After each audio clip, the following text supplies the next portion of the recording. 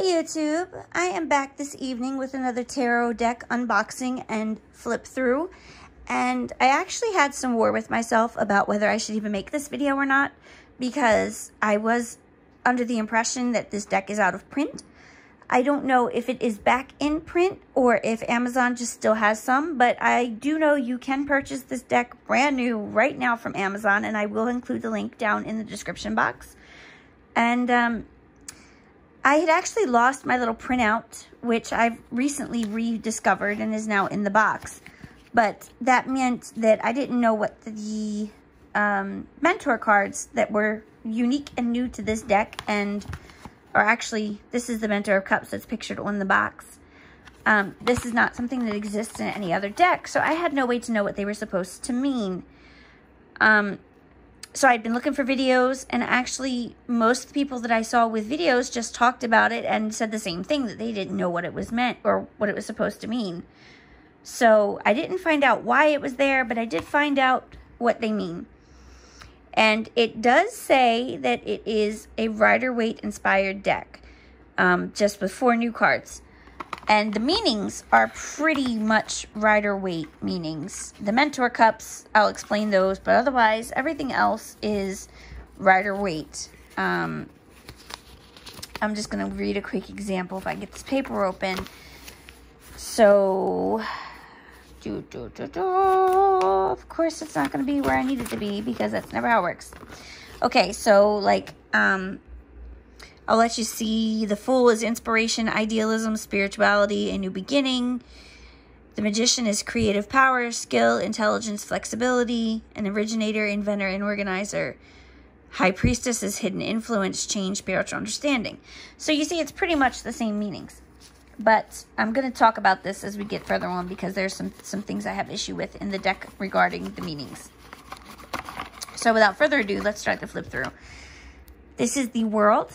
And you'll notice that at the bottom, you have the astrological symbol, the Jewish letter, and I do believe the number is the path on the tree of life. I could be wrong with the number. There's no explanation. The Parrott also has the little music notes. Apparently, you can actually play a little song based on the major arcanas only. So this is the World card. Judgment. Again, you see the symbols. Astrological and elemental, the Jewish letter. Now, I like the deck. I like the deck backs, especially because it'll help me to remember my astrological symbols and some of my elemental symbols. But it's a little bright. The drawings, I feel like, are a little childish.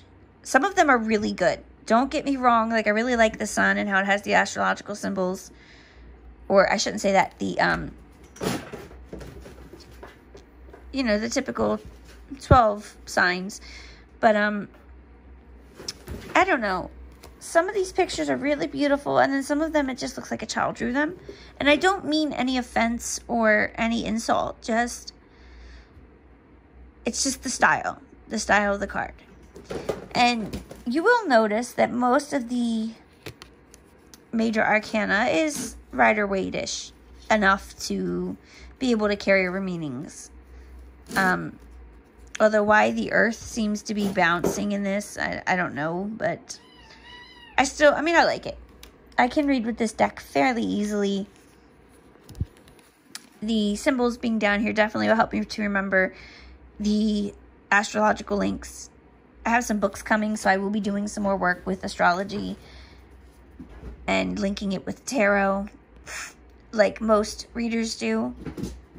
But it's just one thing that I kind of really let, I kind of really let it slide for a very long time. I don't understand why she's pouring water on the lion's head on the temperance card, but okay, you do you, honey. Get on with your bad self. I do like this death card, although why the horse's teeth look like that, I don't know. But, I like this death card. I really do. And I like the little Stairway to Heaven type setup over here.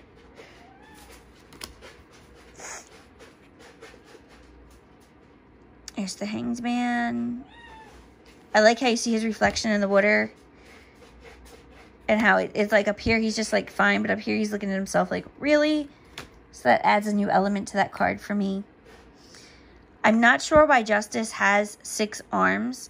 Or why she's like patting an angel on the head. But, yeah. I also don't understand why there is a hand trying to remove her crown. Unfortunately, there is no explanation for any of the cards or why they're pictured the way that they are or what their meanings of these changes were supposed to be. It's just done. And I happened to find this deck at the Maryland Renaissance Festival a couple years ago. For those of you who are wondering how I got mine.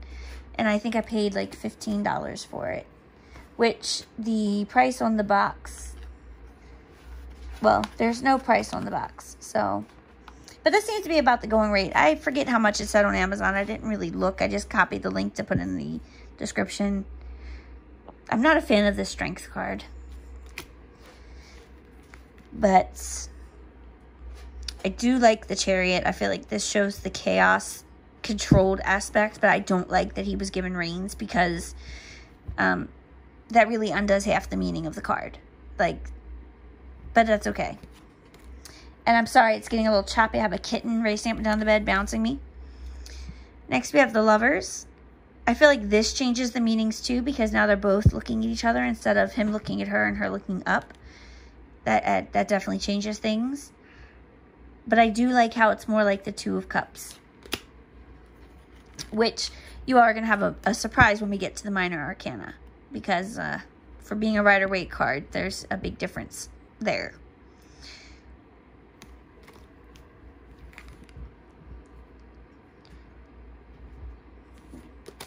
I also like the all-seeing eye that's popping up here and there. I love this Empress card. I just wish her face wasn't so weird as opposed to the rest of her body. And her eyes are really, like, spooky to me. Because, look, there's... Let me get it to focus. Look at her creepy eyes. Like, it makes it... I know it's like eyeshadow, but it makes it look like she's got green eyes that are, like, rotten. The High Priestess. I love the cats in this card. I really do. I'm a cat lady, and I just love them. Although I feel like the card does suffer with the veil in the background being removed. Hey! Psycho Kitten's being psycho and just knocking everything over. Okay. The Magician. I don't understand why we have a naked person with a lion in the background of this card. Or what his purpose is. But I guess if you ask enough times, somebody will tell you the answer. If this kitten doesn't behave herself, she might just tell me the answer. Okay, then we have the Fool. He is missing his ledge, but I feel like you can just see it. If you look right here, it looks like he's going to come off the step. And it's easy to imagine that that's his ledge. But I don't understand why the lion is there. Let me stack my cards back up. Reposition here. We have the King of Cups. I'm not exactly sure what this flaming thing is supposed to be. I don't know if that's supposed to be like a sun or something. I really don't know. But I love the peacock on his chest.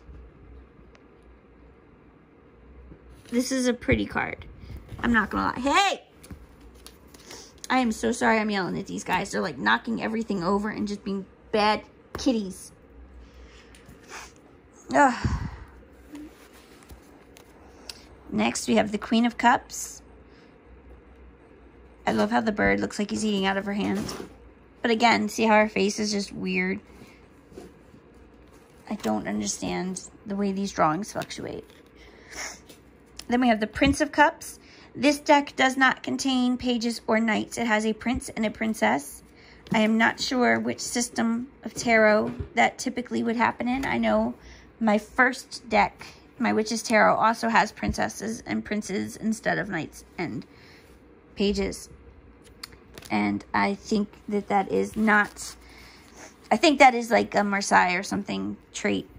Terrible.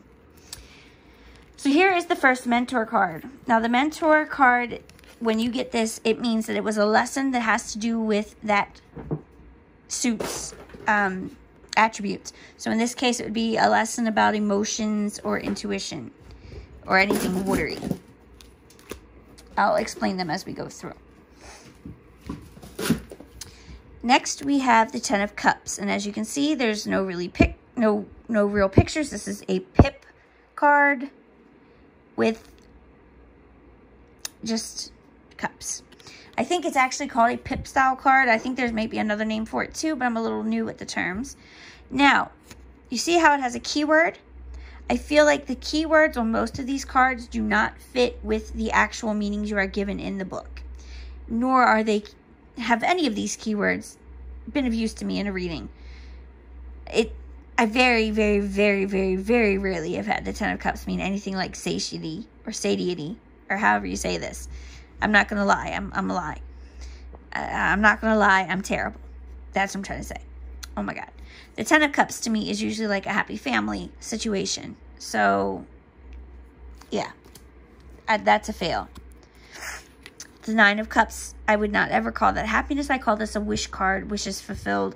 I guess happiness could work, but I would have rather have seen wish. Eight of Cups is indolence. Again, I'm not sure how I feel. But I like how the little parrot is like passed out drunk on the corner. It's funny. The little parrot on each card is doing something different. The Seven of Cups is debauch. The Six of Cups is pleasure. I would not call this a pleasure card. I would call this like a reminiscing card or a love or a childhood. Not pleasure. The Five of Cups is disappointment. Yeah, that kind of fits. I'm not going to lie, that kind of fits. The Four of Cups is luxury. I don't know. The Three of Cups as abundance. Nah. It's like they set out with the intention to replicate Rider-Waite and then just veered off somewhere and into another style of deck. It still works. Don't get me wrong. I'm not going to say I hate it, but it gives you a feeling of what were you thinking? And I don't know if you guys have noticed, but this deck is actually very small. This is the size of a typical playing card deck as opposed to a tarot deck. Like, look, I can fit the whole thing in my hand. So, if you like small cards, this will be a good deck for you. I don't know why this thing is in her face, but okay. And then we have a naked prince on his, whatever this animal is supposed to be. I guess it's a bull. Like I said, I won't hate this deck. Why there's a pregnant princess, I don't know. When you consider this is supposed to be a young person, I'm not going to touch on that. We'll just leave that be. The Mentor of Discs would be anything having to do with lessons about the material realm. Money, home, that kind of thing. The Ten of Discs for wealth. Yeah, I guess that works. Also, see how the Tree of Life design is repeated in both the Ten of Cups and the Ten of Discs, where in the Rider-Waite-Smith, only the Ten of Pentacles has the Tree of Life layout. Nine of Discs is gain. Prudence is 8. That's a hard work card, or putting apprenticeship card. Where they got prudence from, I don't know. Seven of Discs for failure. I'm not feeling that, but okay. Sorry, I've had to switch hands here, so let's just look at my ugly sheets. Six of Discs is success.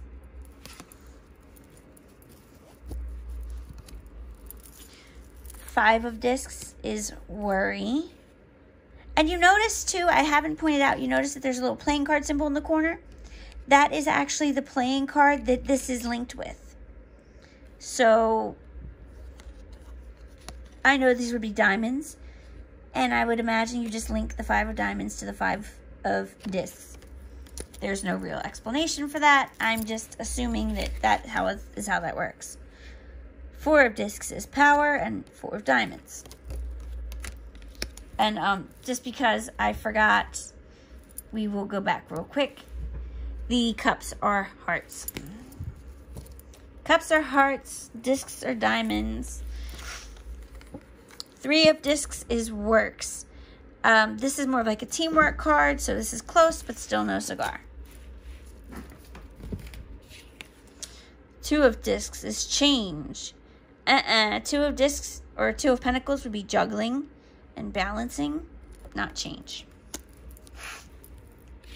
The Ace of Discs. This is one of the coolest ace cards that I've ever seen, but I would have rather seen the handing it to you maintained, because, I mean, the meaning is literally being handed the thing.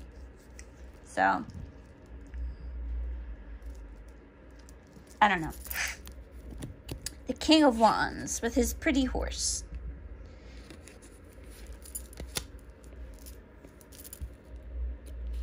The Queen of Wands. We are now into clubs.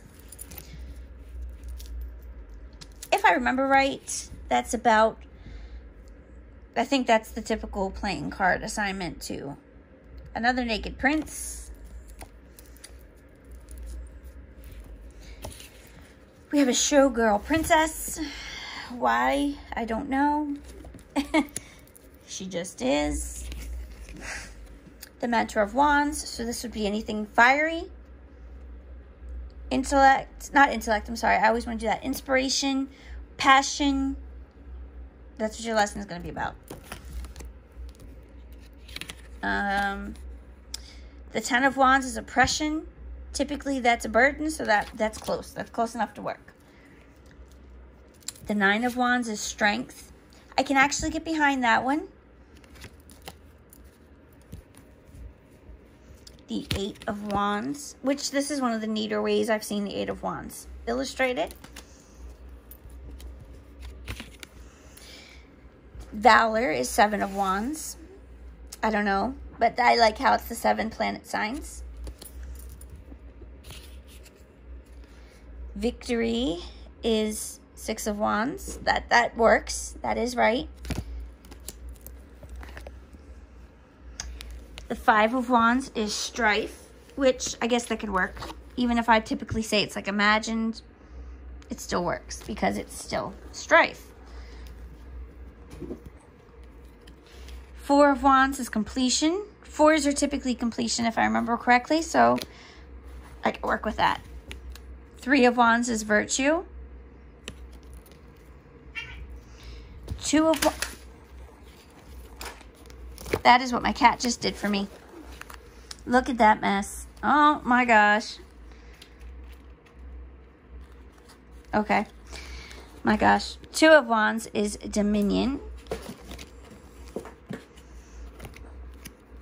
We have the Ace of Wands. I like this one and how it's like a tree root. It's pretty cool. Then we have the King of Swords. And with that, we're now into spades. Why he's flying, I would assume, is because this is the air element. I really couldn't tell you otherwise. Queen of Swords. With her masks. Or her mask in her hand of a man's face. I don't even want to begin to try and guess why. We finally have a clothed prince. But now he's blind. So I don't know what's up with that. And a naked princess. Because of reasons. With a Medusa helmet. Because of more reasons. The Mentor of Swords. So this would be anything. A lesson pertaining to anything to do with intellect. Communication. Or anything else airy. The Ten of Swords is ruin. I guess I can go with that. Although typically I would take it as like betrayal. Close enough. Nine of Swords is cruelty. It should be anxiety. Sorry, it should. The Eight of Swords is interference when it should be feeling trapped or just anything similar to being trapped. Entrapment would be a good word. Seven of Swords is futility. I would say just put a lie or untruths. Six of Swords is science. Why? Five of Swords is defeat. Four of Swords is a truce. I would actually call this a rest or relaxation, but okay. Truce, I guess, can sort of apply. Three of Swords is sorrow. I can get behind that, and I like the way you still have it piercing something. Two of Swords is peace. I cannot get behind peace. I see this as more of like rock in a hard place. And Ace of Swords, which is the only ace that somewhat mimics the Rider-Waite-Smith, but reverse. This side should be the berries, and that side should be the holly. So, I hope this has helped anybody who has had the cards, wants to buy them, or was wondering more about them. I know I've seen a couple videos, but like I said, just nothing that really went in depth with them and really explained what they could about the meanings. So I hope this has helped you, and you can decide if this is a deck that you want to do or not. And I will see you all again soon. I'm going to go put this deck back in order and get this video posted. Rate, comment, subscribe if you haven't already. Make sure you click that little bell so you're notified of my next video. And make sure you read the box, because there's plenty of information down there. And I will talk to you all again really soon. Hopefully, the next video will be a reading. Bye, y'all.